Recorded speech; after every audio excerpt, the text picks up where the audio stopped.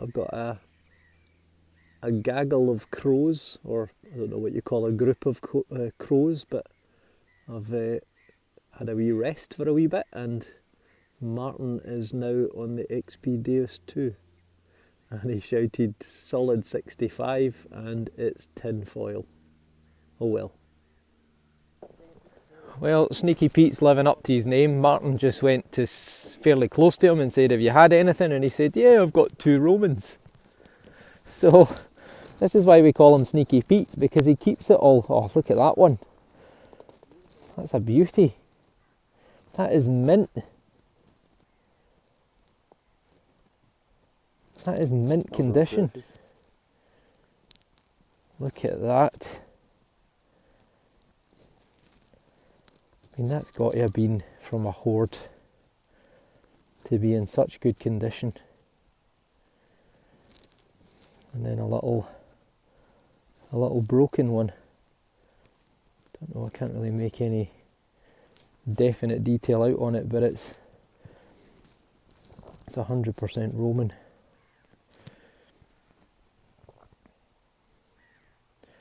Maybe a head there, it's hard to see. I think that's Roman. That's a cracker though, that one. That is a cracker, look at the condition of that. So we've often thought, because of the sheer volume of 4th century Roman coins that have come off this field, and we have found 2 hoards which were in pots, buried in the ground with coins in them. But that was a long time ago, that was about 15 years ago. But we have considered or thought that in this area where we always seem to turn up 4th century coins, whether or not there have been other hoards or pots buried in the ground that have been smashed or pulled up by the plough, and that's the reason why the coins are often in such good condition. But this one's 4th century, probably somewhere around the house of Constantine, probably like 330s through to the 370s, but fantastic condition. That's an absolute belter of a coin. Well done, Pete. Well, Martin had a couple of bottle caps, a couple of bits of tin foil, tin can, and just here, his last signal before I steal the machine back off him, Pete got Roman coin here, and Martin has just got one right here. It's not in great condition, but you can just make out a figure of a person or an angel on the reverse in the centre. I know it's hard to see with the light, take my word for it. On the other side, unfortunately, is completely gone from what I can see, but maybe the odd letter around the edges there, but you can see it's been broken as well. But that is the remnants of a Roman coin. Again, it's probably going to be 4th century, sometime in the 300s AD. Well done, Martin. First confirmed definite Roman coin for the XP DEUS II, unless of course that one that I found earlier on that might be a George, but could also be a Roman. Unless you think it is a Roman, then let me know. Pete's on fire. He's just shouted from 20 or 30 metres away that he's got himself another Roman coin. So that's him on 3. Is it a good one? Oh, it looks pretty round. That is another good one, Pete. That is, I think, the Fallen Horseman. I think that's a horse on the left hand side that's kind of collapsing on the ground, throwing the rider to the ground, and standing over them is a Roman or a Roman emperor. You can see a spear just there, looks like an arrow, spearing the fallen horseman, the barbarian. And there you are, nice head on it as well. You've got AUG for Augustus. Not sure what the other words are, but again it looks 4th century, looks like it's going to be House of Constantine, which will put it sometime in the 300s through to the sort of 370s, most common era that we find here. Well done, Pete. 2 cracking Roman coins. Cracking. I've headed back over to where I found this silver ingot. Do you see the stain in the soil? It's a kind of rough rough circular shape. So I thought I would come over here and see if there's anything else to be had with the XP Deus. And just had a shout from the distance to say that Pete's got another Roman coin. So we'll head back and catch up with him in a minute. And just starting to snow slightly. So I hope that's not going to come to anything. Pete seems to be getting further and further away from us, so we're not going to see his Roman coin anytime soon, but Marty's just shouted to say he thought he had a coin, but it's a button. But it's a decorated button. It's got a little sort of starburst flower effect. It's been silvered or tinned, silver plated or tinned, and when the loop's broken off it's split it and also left a hole in it, but looks like a sort of engine turned button, probably from the Victorian period, 1830s through to the 1900s. Still, it's a find. Another benefit of the Deus II is that it is fully waterproof, so no wonder or no longer need to worry about rain, and it can actually be submerged up to I think 2 meters in its current state, but if you want to go deeper then you can put on a special aerial and you can go fully underwater with it. So I'm going to be doing some gold prospecting with it in the summer once the river temperatures warm up, because I know a man who knows where the gold nuggets are. But Marty's got a signal over here. I'm just going to go and check it and see what it looks like. Martin's signal came off at a 50-51 on my Deus II. A little bit erratic, and there's a little piece of lead. I don't know, could that be part of a stylus for writing in wax? It's been bent by the plough. What do you reckon? It's definitely been in the ground for a while, whatever it is. This one sounds pretty good.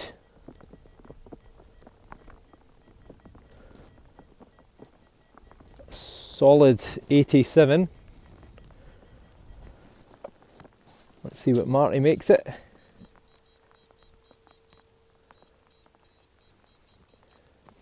Really good. Really good. Gold Max Power agrees, so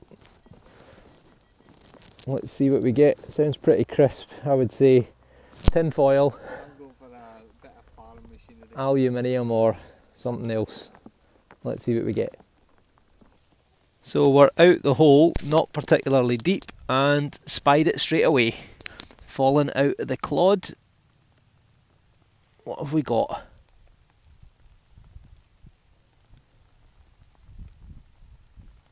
It looks like George V. Let's give it a wee clean up and see. And there we go. Second silver coin of the day, Georgius V, by the grace of God, King of the Britons. And you can see George looking to the left, and on the reverse we have 1 shilling, 1931. So this is 12 pence back in the day. Fid, Def, Ind, Imp, Defender of the Faith and Emperor of India. Fantastic. George V was king from about 1910 until about 1926, if I remember rightly. And he was in actual fact euthanised by his doctor so that his death could be announced in the morning papers. It's not solid silver, you can see a little bit of green to it. It's 50% silver by this point. Prior to this they were 92.5% or thereabouts silver, and then in 1947 they ceased to be silver at all. But this is the second silver milled coin, both George V's, that the old XP Deus II has produced on its first full day out. So over the moon, and we're getting 4 seasons in one day today. We're getting hailstones at the moment. We had a wee flurry of snow earlier, and prior to that we had some beautiful warm sunshine. So what's to happen next?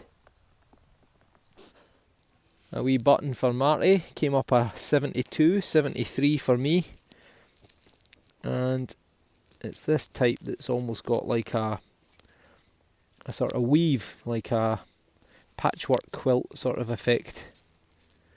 Still got the loop on the back, but a little bit flattened, so it wasn't an amazing signal, but both of us picked it up, and as I say, 72, 73, and date wise that's probably going to be 17 into the early 1800s, I would say. I've got a real crisp, good signal here,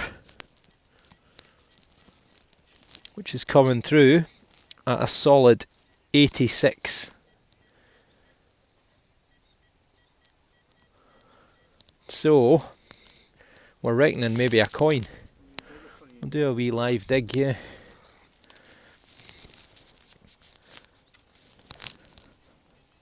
Oh, still in the hole. Should bring Marty with me more often. Personal hole digger. Right, we're out the hole. Question is, I think it's something there. That, you're right enough. That is a lump of something. Let's see. It's a piece of bronze. Let's give it a wee rub up and then see if we can see anything on it. Well, 86, solid 86 turned out to be a lump of bronze. And who knows, this could be, thousands of years old. This could be a little bit from metalworking. I can't really see any particular sort of shape to it. I think it's just a sort of bit of dross, a bit of leftovers. Very, very heavy, a little bit of a sort of greeny tinge to it. And I'm not a million miles away from where I found the Bronze Age axe head, which was from, 2,500 BC. It was about 4,500 years old. And Martin, interestingly, just got a little piece of bronze, probably not about 20 or 30 metres away from here, but we didn't film it, it was just a small fragment. So a good sign, maybe some ancient relics still to be found. On to the next. So I've been going for about, an hour and a half this morning, and that's been about 2.5 to 3 hours this afternoon. I am going to go and get something to eat, but early indications are really, really happy with the machine. Martin's had a shot of it, I've had a go for most of the time. The first thing I mentioned earlier, no cables, very, very light, all wireless. You turn it on, the coil, the headphones come on automatically, you turn it off and they turn off as well. Very light compared with the XP Goldmax Power V4 that we've been using for the last few years. I've just ran with the general program 1, and I've put it to square tones because I liked the sort of sound that it was making. And the reason I did that is because I had watched some videos from the Dukes of Derbyshire and from Griff Fiennes, and car horn in the distance, and they'd given me a bit of advice, or they'd posted videos with advice. So I feel like, even though I've only just had the Detector for a little over 24 hours, I feel like I've already really got to grips with it. I'm only using the general program. I think it helped that I've had an XP previously, so I'm kind of used to the tones. And so far, so good. Pete is in with another 2 Roman coins. That's me finally caught up with them. This one on the right, you can just make out a couple of figures standing around a staff or a sort of totem pole type thing. And this one here, difficult to make out, but you can see the odd letters around the side. I'm reckoning they're probably both 4th century again, certainly the one on the right is. There's a chance the one on the left might actually be an Antoninianus, which is from the 3rd century, and that was a period when the Roman emperors had these really spiky crowns that they used to wear. Because I'm just making out the odd letter around the edge, and it looks like, you know, Gallienus maybe, or something like that, which I'm sure he ruled. In the sort of 260s, 270 AD, give or take. But Pete has produced 5 Roman coins in just a few hours, so well done, Pete. Can certainly find the deep targets too. This was about 6 inches down. It's a little bullet, a little 22, or maybe even once, no, it must be 22 caliber bullet from a rifle. And it's made of lead, a couple of rifling marks on it, and as I say, probably 6-7 inches down. Came through sort of around the 50s. It was a little bit chittery, didn't film it, dug it out, took a while to find, and a tiny little bullet.